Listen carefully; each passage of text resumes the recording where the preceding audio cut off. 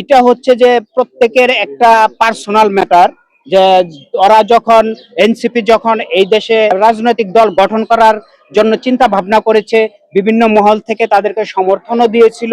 তারা বলেছিল যে আমরা জনগণের পাশে পাশে আছি, আমরা এই জামাত এবং শিবিরের সাথে কখনোই আমরা ঐক্যবদ্ধ হব না। এটা তাদের একটা ইশতেহারে এই লিপিবদ্ধ ছিল। এখন যখন তারা দেখছে যে জাতীয়তাবাদী দল এই দেশে আবার পুনরায় ক্ষমতায় আসতেছে, আমরা আসতে পারতেছি না, সুতরাং তারা চেষ্টা করতেছে যে জামাতের সাথে ঐক্যবদ্ধ হয়ে এই দলকে, জাতীয়তাবাদী দলকে প্রতিহত করা যায় কিনা। কিন্তু তাদের এই চিন্তা ভাবনা আমার মনে হয় এটা আকাশ কুসুম ভাবনাই থেকে যাবে। আমি তারেক আহমেদ, গাজীপুর মহানগর প্রজন্ম দলের সদস্য সচিব। বিভিন্ন ধরনের বিভিন্ন ক্রম থেকে রাজনীতিটা এখানে উঠে এসেছে। সেখানে দেখা গেছে যে এই গ্রুপ 2-3 বা তারও বেশি 3-4 এরকম গ্রুপিং হয়ে গিয়েছে। তা আমি মনে করি যে বিদ্রোহী প্রার্থী যারা রয়েছেন এখন পর্যন্ত মনোনীত প্রার্থীর সাথে ঐক্যবদ্ধভাবে কাজ করছেন না বা করতে চাচ্ছেন না, তাদেরকে আমি জাতীয়তাবাদী দলের পতাকার নিচে আসার জন্য আহ্বান জানাচ্ছি। কেননা যদি বিদ্রোহী প্রার্থীরা তাদের বিদ্রোহ করতেই থাকে, তাহলে আমাদের দল নিঃসন্দেহে ক্ষতিগ্রস্ত হবে, বিএনপি ক্ষতিগ্রস্ত হবে। সেই ক্ষতিগ্রস্ততার হাত থেকে এই দলকে রক্ষা করার জন্য অবশ্যই এই বিদ্রোহী প্রার্থীদেরকে জাতীয়তাবাদী দলের পতাকার নিচে এসে তারেক রহমানের মনোনীত যে প্রার্থী রয়েছেন তার সাথে হাত মিলিয়ে, কাঁধে কাঁধ মিলিয়ে ওই ধানের শীষের বিজয় নিশ্চিত করা, এর বাইরে বিকল্প কোনো অপশন আর নেই। যে কোনো জিনিসেরই আপনার, যেমন আপনার শরীরে যদি জ্বর হয়, জ্বরের কিন্তু একটা সিমটম আপনি আগেই লক্ষ্য করবেন।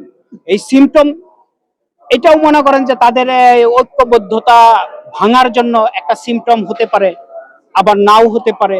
আসলে সুনির্দিষ্ট ভাবে তো কোনো কিছুই বলা যাচ্ছে না।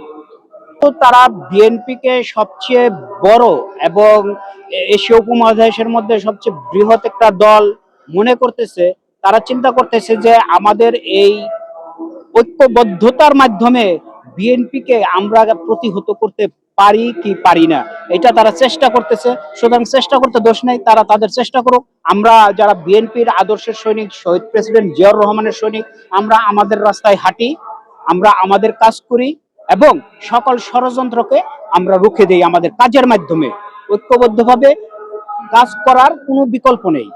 প্রত্যেক সেক্টরেই কিন্তু কম বেশি দুর্নীতিগ্রস্ত লোক থাকে। সেটা সংবাদ মাধ্যমের যে আপনাদের গণমাধ্যম যে কর্মী আছেন এবং গণমাধ্যমের বেশ কিছু কর্মী ইতিমধ্যেই তারা হাইলাইটেড হয়েছে দুর্নীতি করে। যেমন এটিএন বাংলার সাংবাদিক ছিলেন, আমি নামই বলছি, মুন্নি সাহা। মুন্নি সাহার যে দুদক তদন্ত করে দেখেছে সে কোটি কোটি, হাজার হাজার কোটি টাকার সম্পদ এখান থেকে ইনকাম করে নিয়েছে। মোজাম্মেল বাবু উনি দেখেছেন এটা। তো সুতরাং মনে করেন যে এই সবাই যে এক কাতারের লোক তা কিন্তু না। তো আপনারা যারা গণমাধ্যম কর্মী যারা ছিলেন, তাদের মধ্যে কিছু বিএনপি পন্থী আছেন, অতীতেও ছিলেন। আপনারা অবশ্যই বিএনপির যে নেতা কর্মী আছে তাদেরকে সহযোগিতা করেছেন।